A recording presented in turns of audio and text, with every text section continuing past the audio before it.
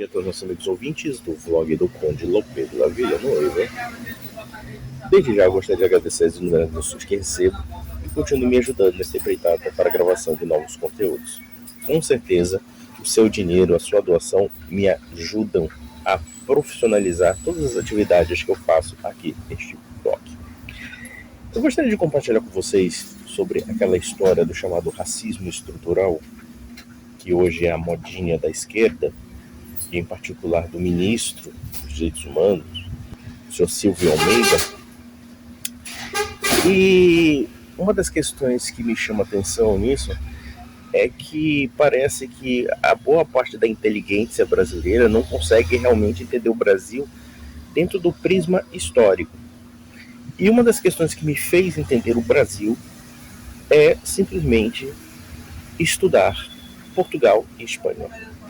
É porque existem tantas similaridades entre portugueses, espanhóis e latino-americanos, e isto eu incluo os brasileiros, que é espantoso que boa parte da inteligência simplesmente passa batido sobre essas semelhanças e essas aproximações históricas que são muito mais profundas do que nós possamos imaginar, a despeito de muitas vezes darmos muito mais atenção às diferenças do que às próprias similaridades.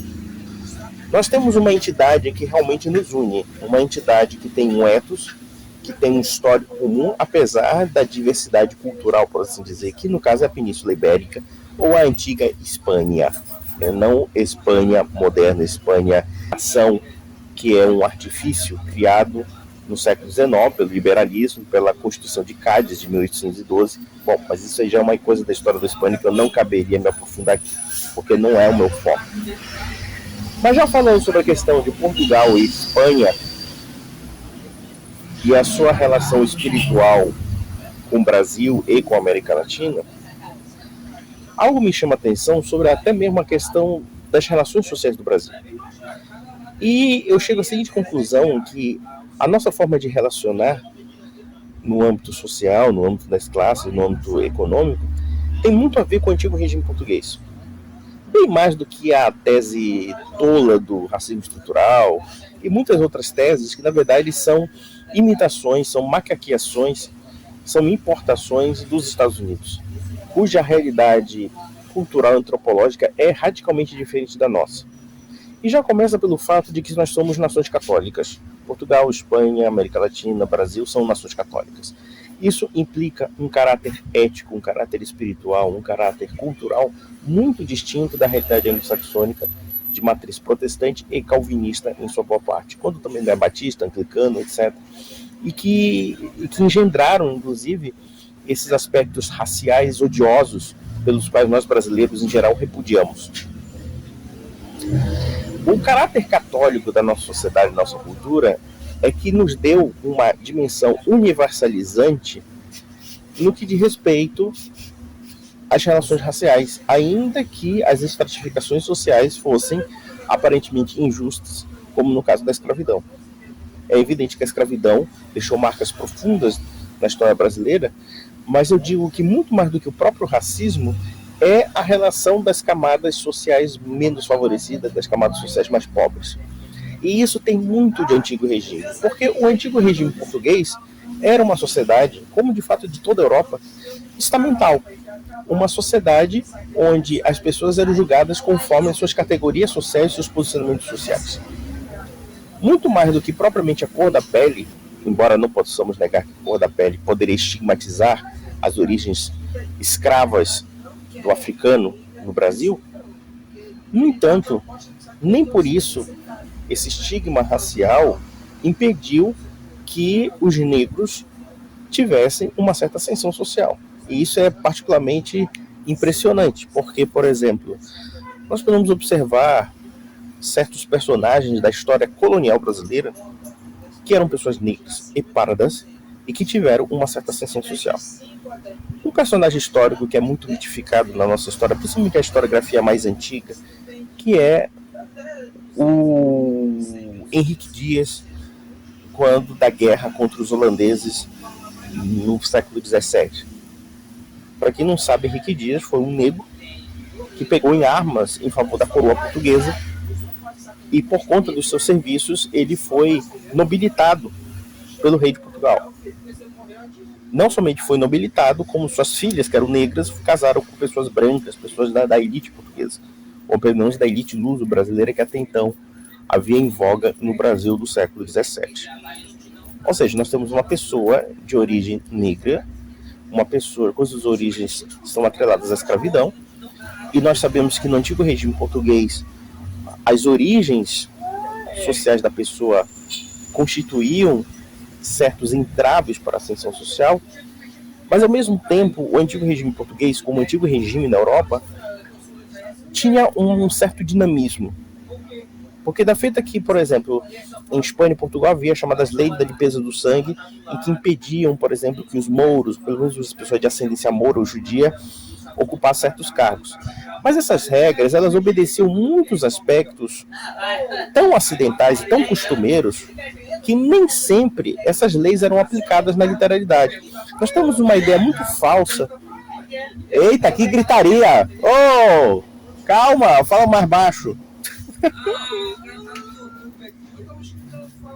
Então, nós temos uma ideia muito falsa da legislação antiga, e eu digo da legislação pré-Revolução Francesa, de que a visão legislativa, por assim dizer, tinha um caráter extremamente positivo, exato, etc. Se nós observarmos bem, a legislação do antigo regime, além de ela ser confusa, ela ser prolixa, ela ser variável de região para região, ainda que nós possamos pegar, por exemplo, as ordenações filipinas que foram aplicadas no Brasil por volta de 1604, se não me falha a memória, que foi na época de Filipe III, o rei da Espanha, e que na época o Brasil era parte do Império Espanhol, diga-se passagem, o Império Português foi assimilado ao Império Espanhol. Nós não damos conta de que a aplicação legislativa dessa época não era a mesma coisa de hoje. Não é porque existia uma lei da limpeza do sangue, ou uma lei que excluía certos grupos ou certos estamentos étnicos, sociais, que necessariamente isso se aplicava a todas as pessoas. Havia sempre a questão da aplicação do caso concreto. Então, por exemplo, você poderia ter pessoas de origem judia ou cristã nova. E por que essa discriminação? Porque as pessoas desconfiavam, por exemplo, que os cristãos novos e os mudeharis, que seriam, no caso, as pessoas de origem, ou pelo menos de ascendência islâmica, não fossem realmente cumpridores da fé católica, da religião católica. E nem por isso era fielmente cumprido. Havia dois aspectos que muitas vezes quebravam essas barreiras. Primeiro, a outorga arbitral do rei, que muitas vezes poderia nobilitar uma pessoa pelos serviços prestados à coroa portuguesa e que essas leis simplesmente passavam batido. Porque a lei muitas vezes obedecia ao costume, obedecia ao caso concreto. Não é o que hoje acontece, né? Porque a gente tem um certo legalismo dentro da tradição da Revolução Francesa e que acabou engendrando o positivismo jurídico. Outro aspecto é o seguinte, que as discriminações sociais obedeciam o caráter do estamento social. O que não quer dizer que não poderia haver preconceito étnico, racial, principalmente contra as pessoas de origem africana. Evidentemente que havia, isso aí é uma sequela que foi gerada. No entanto, o elemento social era muito mais predominante. Muito mais predominante mesmo. Existe um caso no século XVIII muito interessante de um sujeito que era mulato, ou seja, um mestiço de branco com africano, que ele foi preterido nos chamados colégios reais do Brasil, que eram administrados pelos jesuítas, por discriminação social e até racial, isso é inegável. E ele apelou ao rei de Portugal.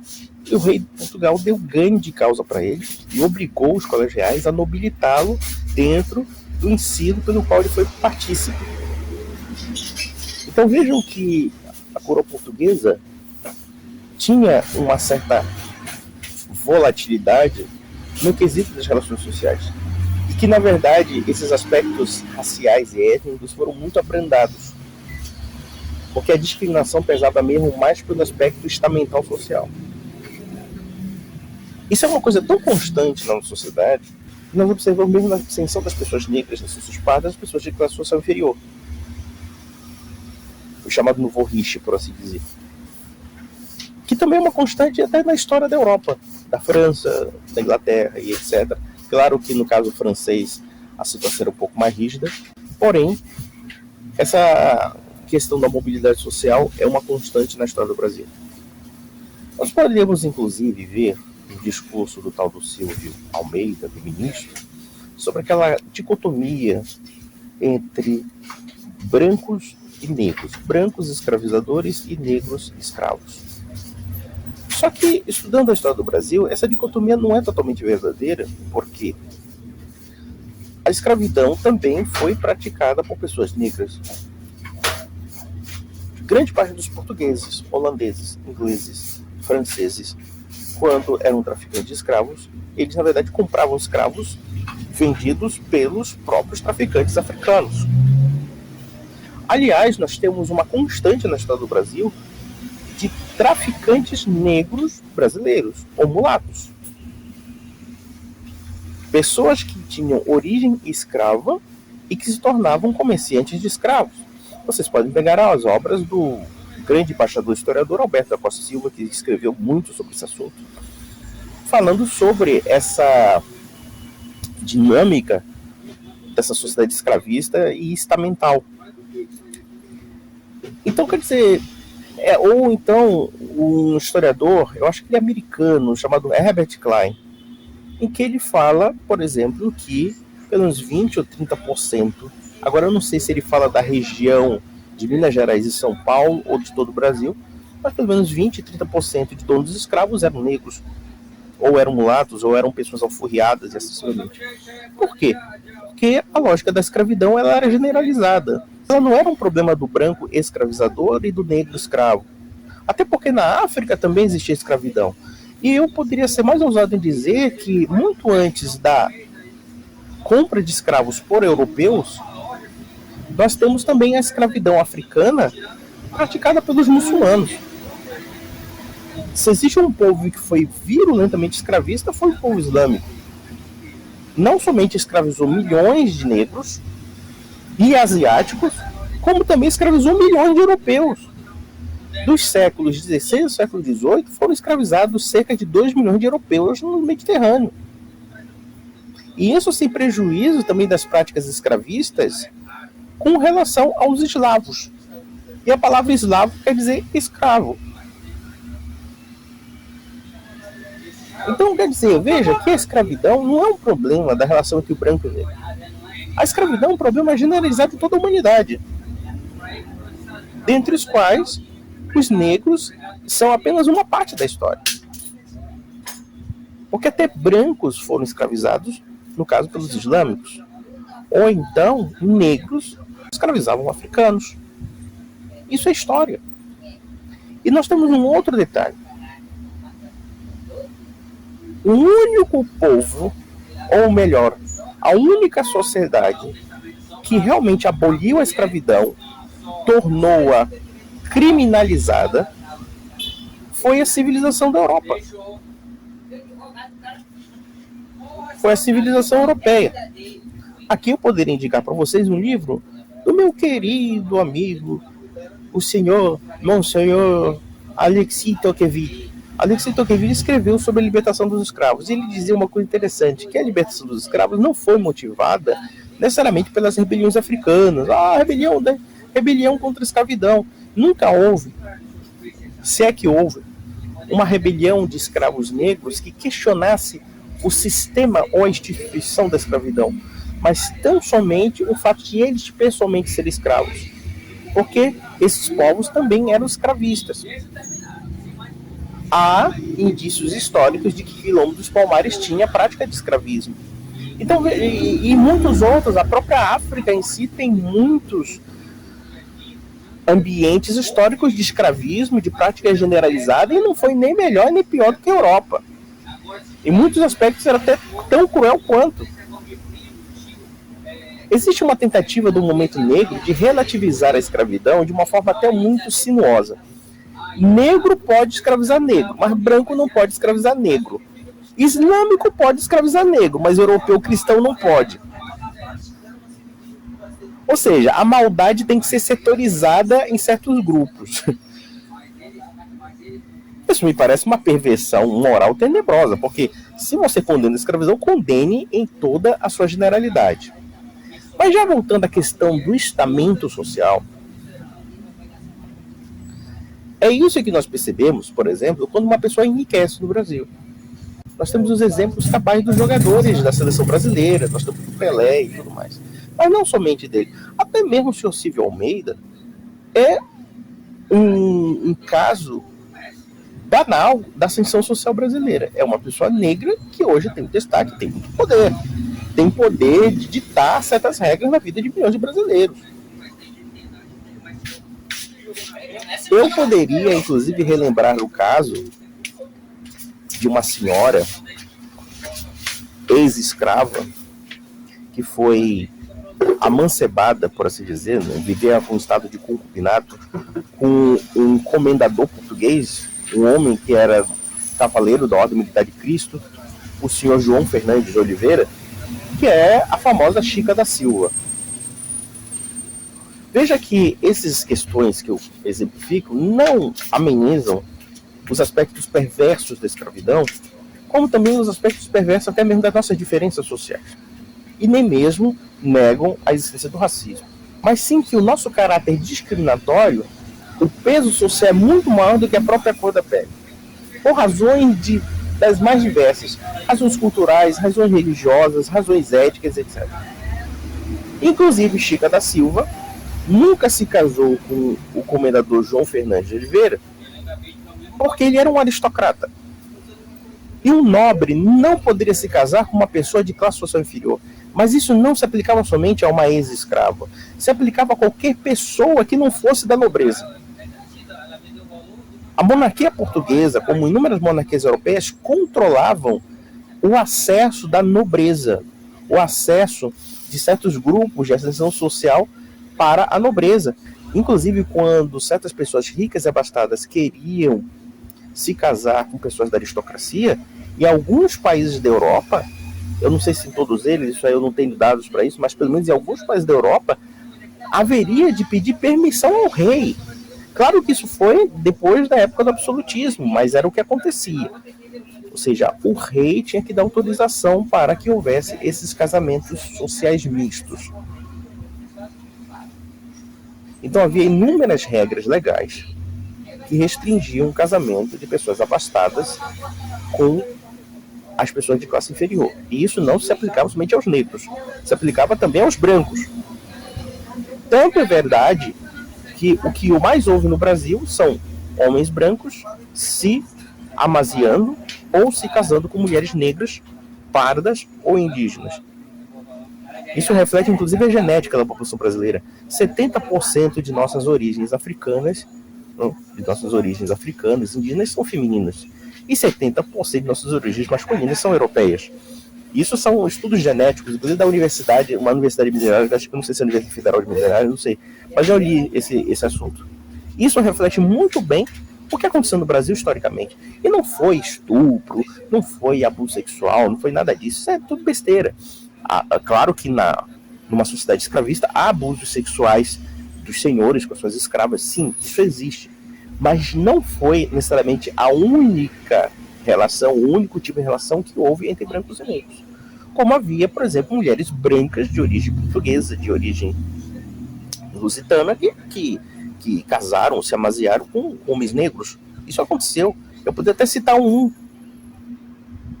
que é famoso na nossa história, chama-se Machado de Assis. Machado de Assis era filho de um alforriado, que era um homem livre, de origem africana, de origem negra, casado com uma... Eu não sei se ele era casado agora, eu não sei. Talvez seja sim, talvez não.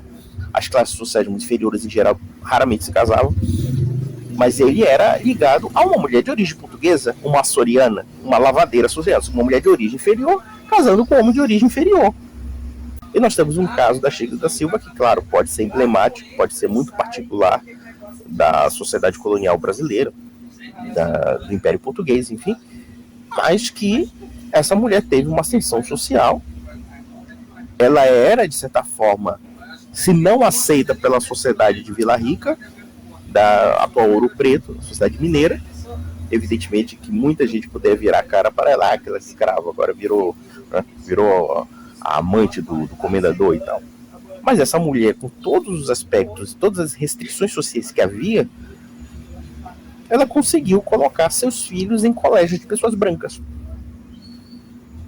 Porque a segregação entre brancos e negros no Brasil, a segregação entre escravos e senhores, como também nós temos a questão das irmandades, a irmandade dos pretos, a irmandade dos brancos, enfim, essas irmandades, na verdade, não obedeciam uma lógica em si somente étnico-racial. Elas obedeciam uma lógica estamental.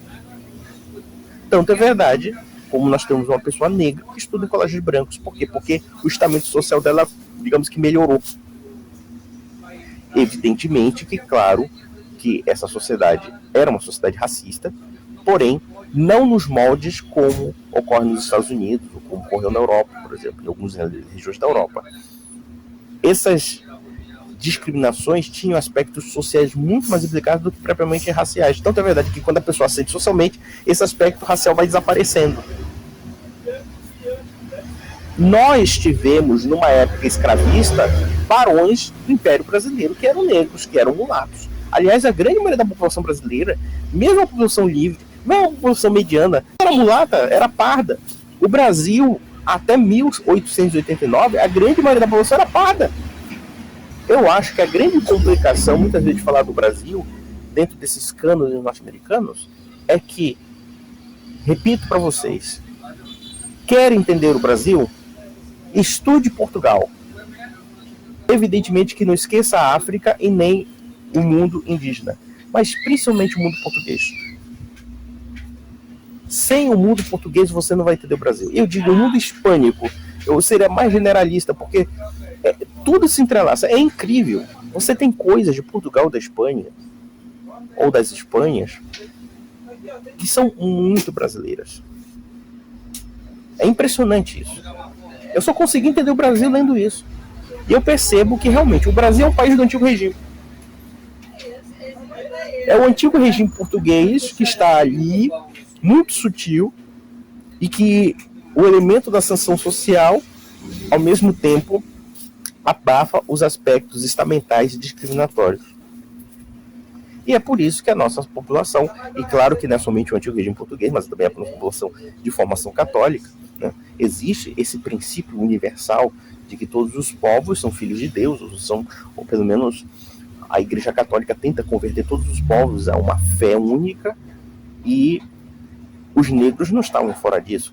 Quem acredita na história, na lenda de que a igreja pregava que os negros não tinham alma, é um baita do ignorante, porque a igreja obrigava, inclusive, que os escravos fossem batizados. Mas, enfim, ninguém batiza cachorro, ninguém batiza gato, nem galinha, batiza seres humanos, né? Mas, enfim, meus amigos, é isso. Eu gostaria de compartilhar com vocês, e eu espero que vocês tenham pego as bibliografias que eu citei. Eu estou dando de graça para vocês. Agora me ajudem no Pix, por favor. Grande abraço.